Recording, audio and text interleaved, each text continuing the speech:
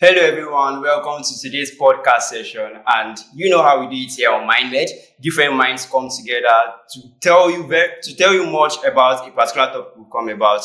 So yes, one of our very much pillars in MindMed is what? Healthcare. I'll be diving into public health. Yeah, and we'll be talking about something very, very important. This is something you might be going through, or maybe I say your neighbor might be going through. Yes, so it's a very, very important topic. And what is that topic? H. pylori, Helicobacter pylori. So this tiny bacteria, it's the most common bacterial infection worldwide. And the funny thing about this bacteria is that there are so many myths, so many misconceptions, so many unanswered questions. And that's why it took our interest to come and talk about that topic, H. pylori. So what is H. pylori? Just keep thinking about that. So we'll be talking about what H. pylori is today and some of those questions that needs to be answered and some of those misconceptions that you need to get right today. Okay? And I will not be doing that alone. I came here with a very, very sound and beautiful guest that will be telling us very, very much about that. I will not be introducing her, even if I really want to introduce her, but she will be giving an introduction of herself. She'll be telling us who she is and what profession she's coming from. Yes, thank you very much. Welcome, ma'am. Thank you very much. Please, can you tell us about yourself, ma'am? Okay, in a few seconds, I am in Comfort. Okay. I am a medical laboratory scientist. All right. Wow. Yes. So, the fact that she mentioned medical laboratory scientist just caught my attention. Ma'am, just tell us a bit about your profession. As a medical laboratory scientist, we are more about diagnostic medicine. We tell you what is actually wrong with you using your blood fluids, your body fluids, and other samples. So we just basically tell you what is wrong with you and diagnose your health-related issues. Okay. So I might be going through something and I'm not sure. So in order for me to be sure, I will meet a medical laboratory scientist. Yes. So thank you very much, Ma, and that was a very, very sound introduction. So I actually know Miss Comfort's background, not directly, but I know her. I attended one of her seminars some months ago, and I will tell you that it was a very sound session. I learned a lot, and Ma, maybe let's start from here. During your seminar, you spoke about doing a project when doing your undergraduate that is related to the topic we have today, which is H. pylori. So can you just tell us a bit about that project, ma'am? Okay, my undergraduate project that was year 2022 was about the prevalence of H. pylori in asymptomatic students. That is, students that are not showing the usual symptoms that we think is H. pylori, just regular people. So I carried out the research to know, okay, what is the prevalence? Because during the course of my my stay as a student, we learned about H. pylori and all, and we saw different prevalence outside. So I wanted to confirm in my own community, in my own space, what's the prevalence of H. pylori among students that are not symptomatic, that they think they are fine and they are all right. So that was basically what my project was about. And what I found a 23% prevalence. Just within your community? Yes, just within the school environment and the hostels and all. Wow. So I found a 23% prevalence, and this is actually something that is, let me say, it's of public health concern. Wow. It's very concerning. Yeah. Thank you very much for that. So you see now that our guest is not someone ordinary. He's someone that has done a research and a project on this topic. So which better guest do we have here? So it's no one but Miss Comfort. So ma'am, we'll be diving into the topic now proper. So just to our viewers, Helicobacter pylori, H. pylori, it's like a medical term. For someone who is just, what's H. pylori, what's Helicobacter pylori? Can you just tell them what that bacteria is? What's it all about? In simple term, Yes. Helicobacter pylori, also known as H. pylori, is a bacteria that affects the stomach. Like, is just basically staying in the lining of the stomach. That's what H. pylori is. Oh, wow. Yeah. Thank you very much for that. So, why should we even care about H. pylori in public health?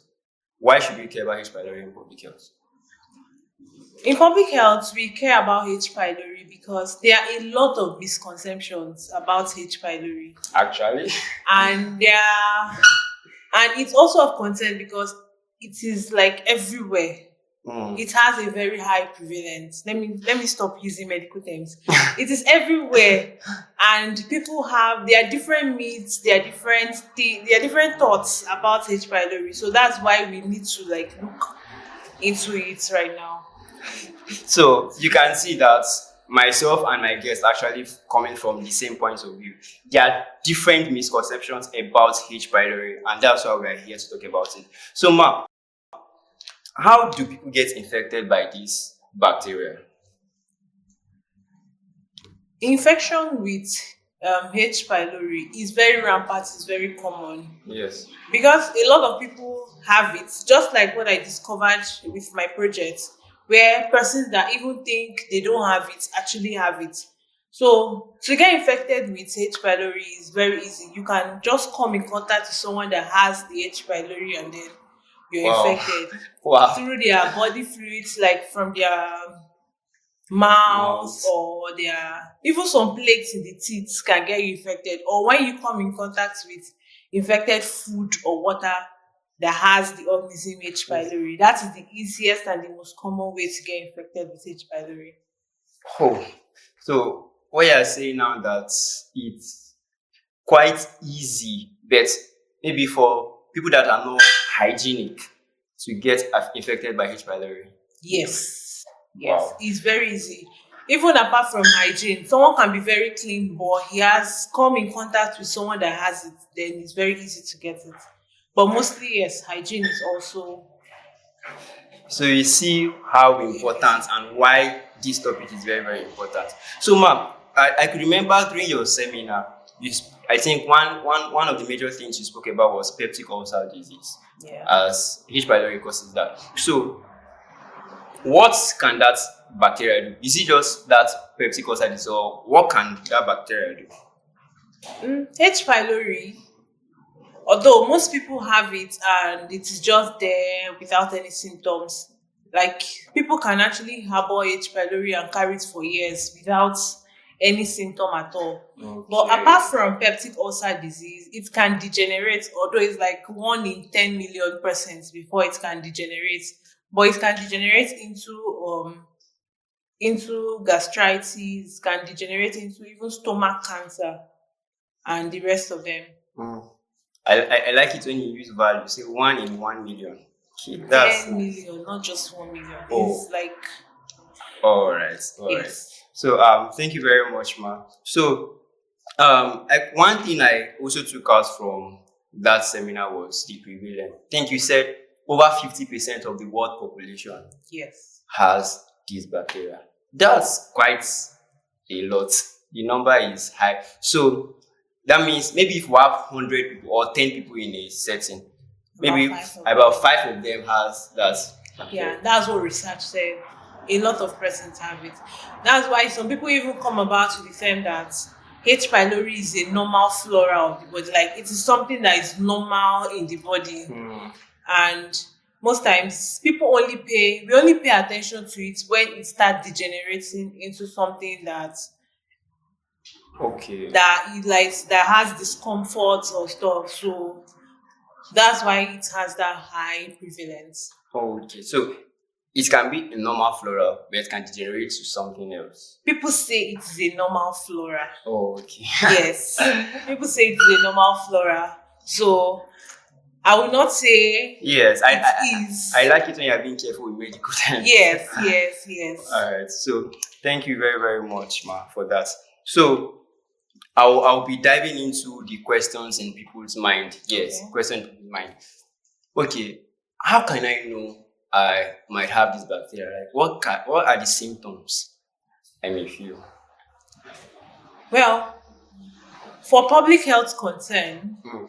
there are mostly the symptoms of peptic ulcers, like stomach discomfort, bloating, pain, even gastric bleeding. How will you know there's gastric bleeding? Like there's blood in the stool, like when you poo and there's blood, and also some kind of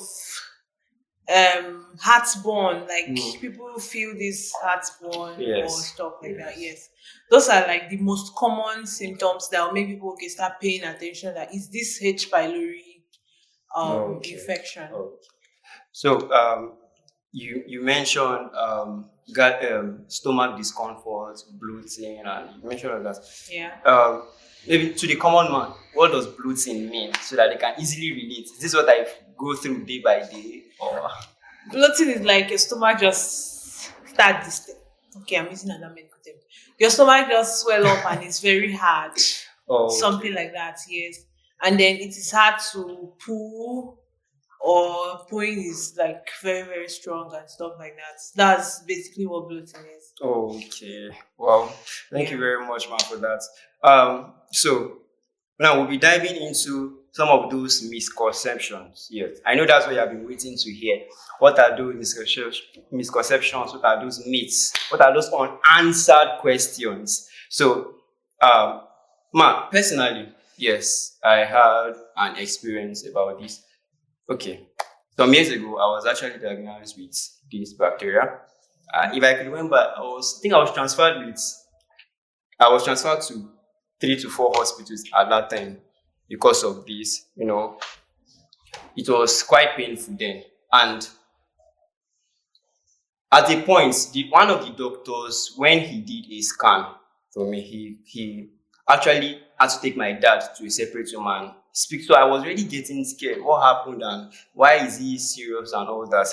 And when my dad got home, he immediately called my school because actually, as at then, I spent more time in school than at home. I just come home to sleep, and so my secondary school was a taxing school. So he called my school and asked them, how have I, like, do I leave the class? Do I go out to eat during break time and all that? And my school, they actually told him that I'm usually in the class. They don't usually see me at the canteen and all that. So it now became like a family case because all of them, they were angry at me, like, we give you money to eat, we give you food to school, and why don't you eat? Like, so it now made me to believe that I had this because I wasn't eating yet. So it's as if because I was starving myself, I had this bacteria, and that was the reason why I was diagnosed with Helicobacter pylori. So I'm sure because I've even spoken to people. I'm sure that this is a this is something people believe causes this. So, ma, please, can you talk about that a little? Does starvation cause peptic ulcer disease? Okay. Peptic ulcer disease. Yes. Yes, starvation can be one of the trigger for peptic ulcer disease. Like it's one of the cause. But if you're linking starvation to Helicobacter Bacter pylori infections, it will only bring about the let me say exhibiting the symptoms, like how someone can be infected with H. pylori bacteria. Someone can have this H. pylori infection and still live a very normal life because this bacteria stays in the stomach.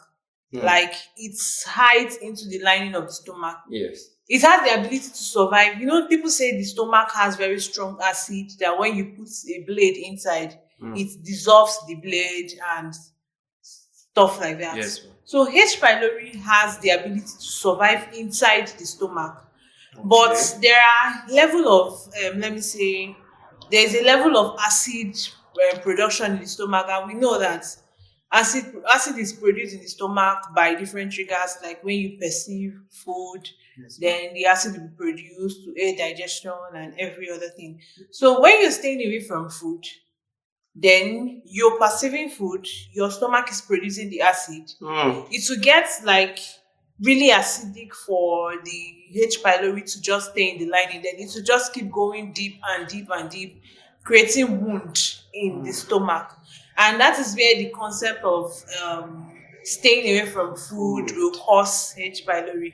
It does not necessarily cause it itself, because you already, okay, let me stop using you. The person already have that the person already have the H. pylori bacteria in the stomach already. Then the starvation and everything is just, let me say, it's just making the symptoms of H. pylori get worse. So that's basically what is going on at that point. It's not like it is the cause of the H. pylori infection. No, the person is already infected with H. pylori infection. It's just making the whole peptic ulcer disease like more symptomatic and all. I'll be very honest, you've answered the very major question in my heart. Because as a day, I actually made a mini research. Like, why is it that everyone in my family believed I caused that disease for myself? Because I wasn't eating. So I made a mini research, and the results I got was food does not necessarily, like starvation does not really cause it. Then I'm still wondering, why is it a public belief? But you just answered it that not eating now can make my stomach produce an acid that can increase the pain and all that. Not that it necessarily cause. Wow. Thank you very much, Ma, for that. Like, I'm sure you are getting your answers already, right? So, something related to food. Okay, now, this is for someone that is eating. Okay. But the person is eating spicy food. Does that cause it too? Like, it doesn't cause it, but it can increase the pain if it is already there. Like they said, acid is acidic, and then you're increasing acidic content of your stomach. So it can just, because basically H. pylori entering into your stomach is like making a wound on your skin. Like, let me say you have a wound on your skin, and then you're pouring acid on it. It's like, imagine the pain that comes with pouring, or you have a wound and you're getting pepper to pour on it. It is just increasing and the pepper is not a good environment for the bacteria. So it will just keep going inside and inside and inside the lining of the stomach. And the more it goes inside, it's creating more wound. It's like there is a worm on the skin, and you're trying to get rid of the worm. You're pouring acid on the worm, and the worm is trying to run away from the acid instead of coming out and going away, because when it comes out, it gets worse. You just keep going inside and inside and inside, looking for a more cool spot in that environment. Yes. So that's basically how it works with Helicobacter pylori infection. Well, spicy food does not cause it. It does not cause the pain. Yes, it does. Thank you very much, Mama. This is getting really, really interesting. I'm sure those unanswered questions are getting answered now. So there's also when we made a research, there's also one very important unanswered question. This is that is it that when a person has that bacteria now, and let's assume person is diagnosed with peptic ulcer disease, does that mean it is a lifelong disease? Like, till the person dies, or it's treatable? Yes, peptic ulcer is it treatable, or it's a lifelong disease? It depends on the cause. If the cause of peptic ulcer disease is H. pylori, then it is treatable. How? Like they said, if you want to treat a disease and you know the cause, as long as you have taken away the cause, then you can be able to like find a way to manage, since the thing that is causing it itself is gone. Like when you treat, like when you take the right treatment that will get rid of the bacteria, and then you're following the regimen of eating and everything, it will stop let me use my scenario of the worm again. It will stop the worm that is going inside and making the wound. It will kill it off. And when it kills it off, it will now give room for the skin to heal off. Yes. So, and then as long as you treated the cause, but if the cause is not H. pylori, although there are still other treatments you can do, you just have to like follow up with your doctor very well and then take your prescription as at when due and follow it up here. So as long as you can get the cause, then it is treatable and the stomach can heal. So now there is a cause and there are things that aggravates it, that make it worse. So, ma, can H. pylori happen to older people? Is it just older people, or it can happen to young people and old people? From my research, even from the presentation and then from my projects, I discovered that the infection starts from early childhood, like from children. Like I even saw a percentage online that says that about 5 to 10% of Helicobacter pylori infection comes from childhood. Yeah, so because of the closer, like the closer the child is, like children, they have their hands most times in their mouth and they are closer to the floor. They can put everything in their mouth, and that is the easiest way to get infected. Yes, so it affects children more, and then adults also. Scenarios where most adults are used to exchanging body fluid, like mouth fluids and everything. So that is also one of the cause of a means to get infected with it. So it's not basically just adults. So there's no age range. There's no age range. Yes. So when you were mentioning some of those things that are aggravating, like spicy food, not eating this and that. So for someone who is already sure has this, what are the kind of diets the person should eat? Like, are there some specific kind of food the person should avoid? Okay. First thing first, you know that you have been diagnosed that you have this. Yes. Like a diagnosis that showed that, okay, this is a present infection, not just something that probably you've treated and all of that. But you are sure that this is a present infection, this is what is currently going on. The first thing to do is to treat it. Treat the cause in itself. And then in the course of treating, like people say spicy food causes ulcer, or let me say when you have ulcer, avoid spicy food and all of that. Everybody have a different thing that would like cause increase in acid in the stomach, but there are some specific food that you know that if you take this food, you're increasing the acid content of the stomach. Now, this is not because it will cause the ulcer or anything.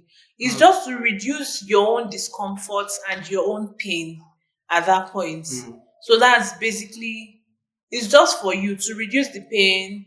And the treatment, like one of the treatment regimen is to use a PPI, that's a protein pump inhibitor, where you stop the production of the acid and everything into the stomach.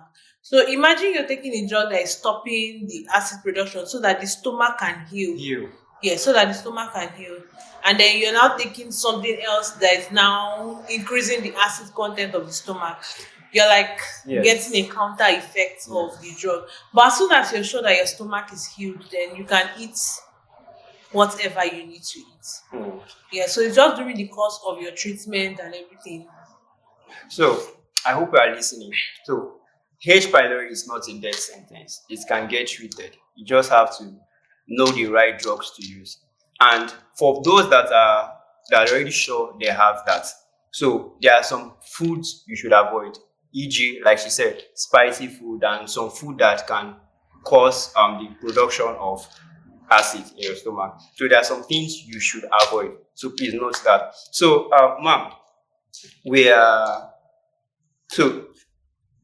like you already mentioned. So, what role does public awareness? What we are doing now, we're trying to make the public aware of H. pylori and some of the infections, the diseases it can cause, and so what role does public awareness play in reducing the burden of this infection generally?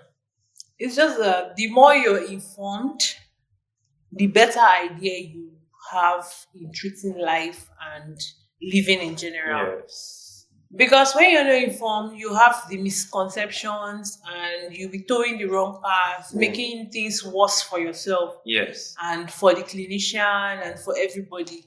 So, knowing about H. pylori, like people do say, if you don't have symptoms, then you can just not bother about it.